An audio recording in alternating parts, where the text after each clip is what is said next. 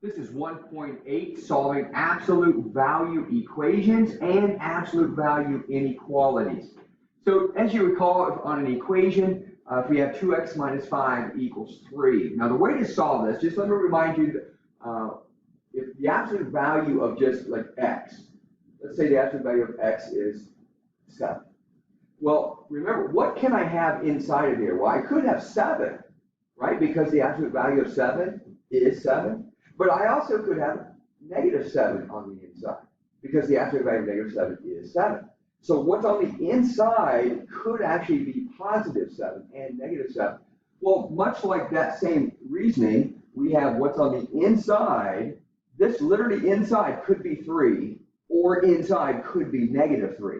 So literally you're going to take 2x minus 5 equals 3 and then take 2x minus 5 equals negative 3. It's literally two different equations that you're going to be solving when it comes to absolute value. And so here you're going to get 2x equals 8, x equals 4, add 5 to both sides, so 2x equals 2, x equals 1. And you can check them if you want to be able to see that. So if I plug 1 in right here, 2 times 1 is 2, 2 minus 5 is negative 3, and the absolute value of negative 3 is 3. So it does work. And you can substitute 4 in, 4 times 2 is 8. 8 minus 5 is 3. The absolute value of 3 is 3. See, both of them actually do work. All right, so equations are kind of pretty much the same idea. You're going to minus 5 from both sides.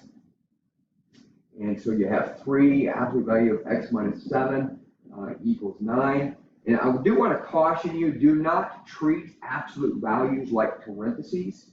You actually want to isolate the absolute value. And then you're going to split it into the two possibilities. Remember, the inside of the absolute value could be positive 3, or it could be negative 3. And then you just simply solve that. That's 10, and that's 4. And you can check them to see if they work. So that's how you solve absolute value equations. So let's go to solving absolute value inequalities. And there's several ways that I can teach you how to do this. I'm going to show you the way I do this. I think it's so much faster to be able to do this. Remember that what's on the inside could be positive or negative, but with inequality, so you're literally talking about it's going to be less than 2 or greater than negative 2.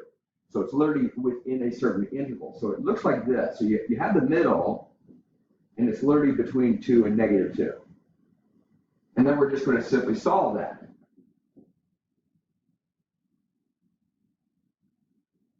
So x is in that interval between 3 and 7. And you can see, I mean, if that's the interval, we would write 3, 7, that's interval notation. And just check it. I mean, I can't emphasize enough, always check it. So if you pick some random number inside between anywhere between 3 and 7, let's say 4. Let's just check 4.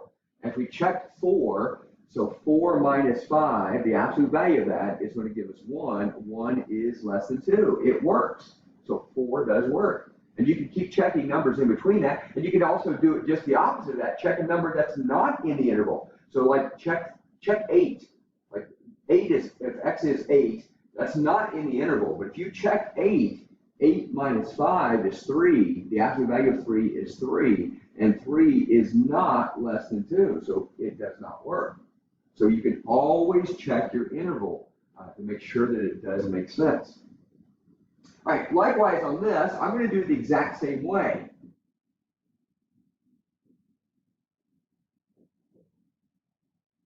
Now, I will caution you on this because notice this is greater or equal to 4. Some textbooks, including ours, actually just tells you to memorize something. They tell you if it's a less than or equal to, then it's going to be like an interval that's going toward each other like that.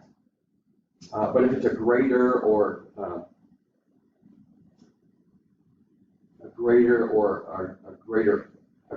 greater equal to sign, then it's literally going to be going in different directions. It's going to be like a union of the two intervals.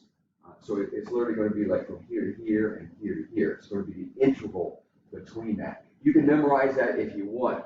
I personally like doing it the exact same way, and I'm going to solve it like this.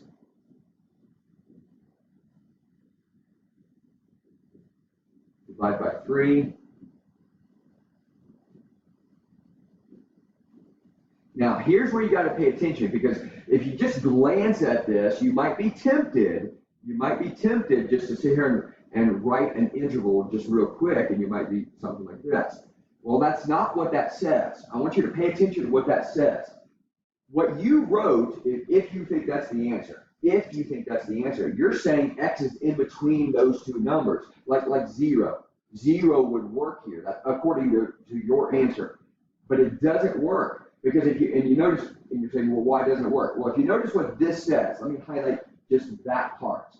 Well, that says, and you should always pronounce your x first, x is greater or equal to 2/3. Notice it's greater than 2/3. Think of the number line. Here's 2/3, and it's greater or equal to that. So we're talking about all of the numbers that direction.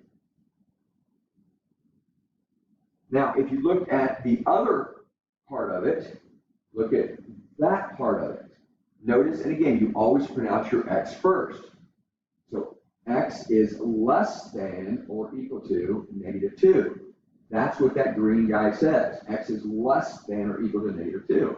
Well, here's -2, and less than or equal to.